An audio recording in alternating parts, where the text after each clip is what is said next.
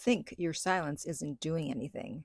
You think they pulled away or broke up with me, so they must be relieved, unbothered, maybe already moving on with their life, while you're the one left to suffer. But no, that is not always what happens, because when you stop chasing an avoidant, the silence starts doing something that they never expected. Of course, at first, it's going to feel like relief, but after that, it becomes the exact thing that forces them to confront what they lost, what they depended on, and what they were running from the entire time. So, in this video, I'm going to tell you exactly what your silence does to an avoidant. So, stay tuned. If you're new here, hi, my name is Lucia. I'm a dating and relationship expert specializing in helping you get your ex back or to get over your ex. And if you're not new, you're part of my no contact army, and welcome back. I hope you've been a good little soldier. All right, so you have to understand that when you get involved with an avoidant, there's this invisible script running in the background. At first, everything feels promising, right? There's chemistry, there's interest, there's moments of closeness that make you think that this could become something real. But then, over time, you start noticing the wall. They hold back, they go cold, they become hard to read, and they pull away just when things were getting closer. And because you're trying to make sense of it, you start to turn it inward. Maybe I said too much. Maybe I expected too much. Maybe they're not as interested as I thought. And that's where people get completely confused, because when an avoidant pulls away or breaks up with you, it looks like indifference. It looks like they don't care, like they just want distance and freedom and an exit. But looks can be very misleading here. Avoidants want distance, yes, but they don't actually want you gone. That's the paradox. They can feel overwhelmed by closeness, but they also become attached to what your attention does for them, because your attention comforts them. It validates them. It reassures them that they matter, that they're wanted, that someone is still emotionally invested. So while they're pushing you away on one level, they're also relying on your pursuit on another. Yes, I know, it's maddening. And that's why this dynamic is so confusing, because the very thing that they act burdened by is the very thing that's feeding them emotionally. They crave connection, but intimacy scares them. They want love, but control feels safer. They want closeness, but only until closeness starts making them feel exposed. So they keep you close enough to feel secure, but far enough away to avoid being vulnerable. Now, another big part of this dynamic is the mirror effect. When you care about someone, you reflect something back to them. You reflect their value, their desirability, their best qualities, and they see it in how happy you are to hear from them, how warm you are when they show up, and how much emotional energy you're investing in them. So when you keep pursuing an avoidant, you're constantly handing them this mirror. And as long as that mirror is there, they don't have to face themselves. They don't have to sit with their emotional unavailability, with how often they deliberately destroy closeness. They don't have to sit with the emptiness that comes after distance. They can keep feeling like they're in control. Your attention softens the blow. It keeps telling them, hey, you still matter. You're still wanted. You still have power here. But the second you go silent, that mirror breaks, and suddenly they're left with the one thing that they spend so much time in their life trying to avoid: themselves. And that's what your silence does. It doesn't just remove pressure, it removes protection. And by the way, if you're dealing with an avoidant or with any type of ex, and you would like my help personally to get your ex back, you can contact me at theartoflove.net/coaching, and we will send you the rates. They're not on the website, and the clickable link is underneath every single video and podcast. Okay, let's get back to that invisible script I mentioned. So most avoidants are not reacting only to you. They're reacting to old fears, old defenses, old wiring. But that doesn't mean that you weren't pulled into the pattern, because once they start distancing, you likely started compensating. They pulled away, you leaned in. They got colder, you tried harder. They became inconsistent, you looked for reassurance. They withdrew, you chased. Not because you're weak, but because you were activated. Their behavior triggered your own fears about worth, lovability, and loss. So now both people are reacting from their wounds, and both people think the other one is to blame. In your mind, they're cold, inconsistent, selfish, impossible to trust. In their mind, you're too emotional, too needy, too demanding, too much. But usually the bigger problem is the script. They feel overwhelmed, so they run. You feel abandoned, so you pursue.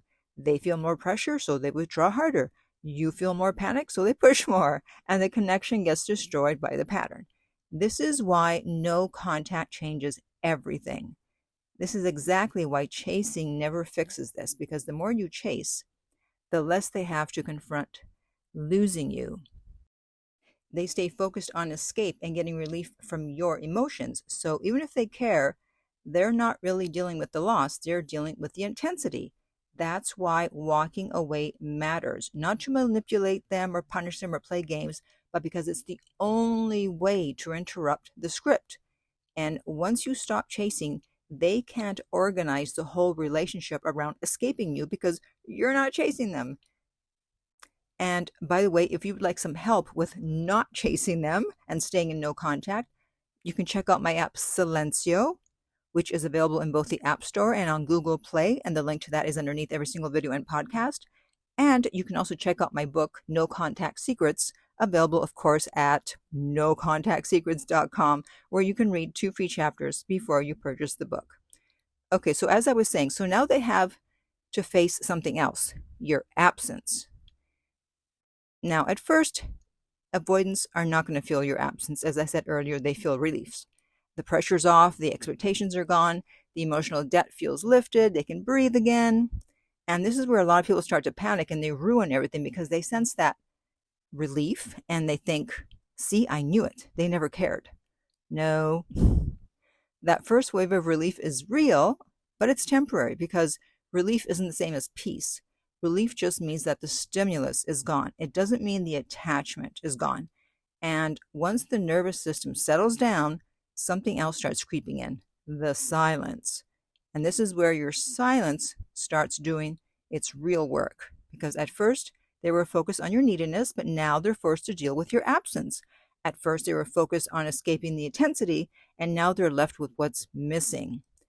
And when your attention disappears, they lose the thing that they've been quietly using to regulate the whole time, and they probably didn't even know it. You were the dopamine hit. You were the validation. You were the one still showing up, no matter how much they pushed you away.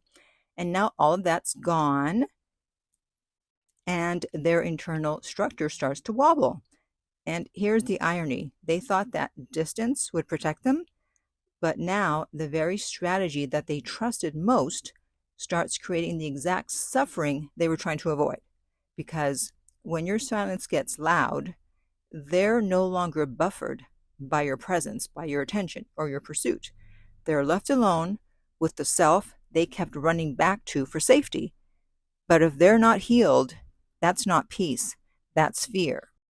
That's loneliness. That's old pain. So the place they ran to for protection starts to feel like a prison. So now they're not reacting to your presence anymore. They're haunted by your absence. And that's a very different emotional experience. That's why you have to stay in no contact. So instead of viewing you only as a source of pressure, they start remembering the good moments. They remember how safe you made them feel, your warmth, your loyalty, your consistency, your emotional generosity. And with time, the mind starts to soften painful memories and highlight the emotional comfort. So they stop focusing only on what felt overwhelming and they start remembering what felt good. And this is when the pedestal that they're standing on starts to crumble because now they're not being chased anymore. Now they're not in control of the connection. Now they're the one who has to wonder, well, Do they still care? Are they moving on? Did I lose someone important? Will I ever get them back? And when they realize they're not over you, that's when many avoidants start spiraling internally. Not necessarily outwards or dramatically, but inwardly, yes.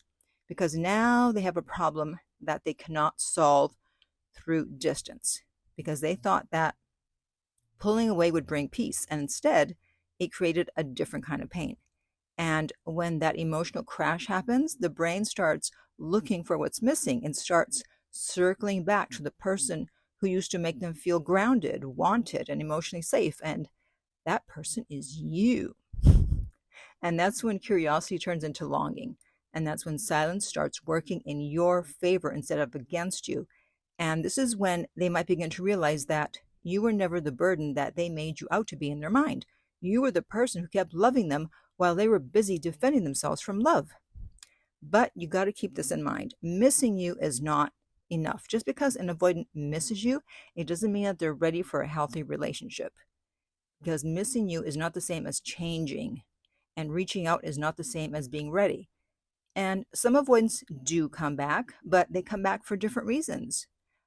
Some come back because they truly realized your value. Some because they hated losing access, or their ego's bruised, or because silence makes them anxious, or because they want relief but not repair. So that's why your standard has to be higher than, oh, they contacted me, oh, I want them to contact me. No, it has to be beyond that. The real question is, are they willing to come back with intention? Are they willing to be clear, to take accountability, to do the work that's required to stop repeating this vicious cycle? Because if they want a future with you, they don't just need to reach out, they need to earn you back. So if you were wondering what your silence does to an avoidant, don't assume it's not doing anything. A lot of the time, your silence is the first thing that truly forces them to feel the loss. They may not admit it, they may not show it, they may not even understand what the heck is happening to them. But once you stop chasing, the script starts to break. And when the script breaks, they're no longer dealing with your presence, they're dealing with your absence. And for an avoidant, that can be way more destabilizing than they ever expected. So now I'd like to hear from you. Do you have any questions or comments about anything I've said in this video? And in the meantime, be sure to subscribe so you don't miss out on future videos or podcasts. And remember, love inspires, empowers, uplifts, and enlightens.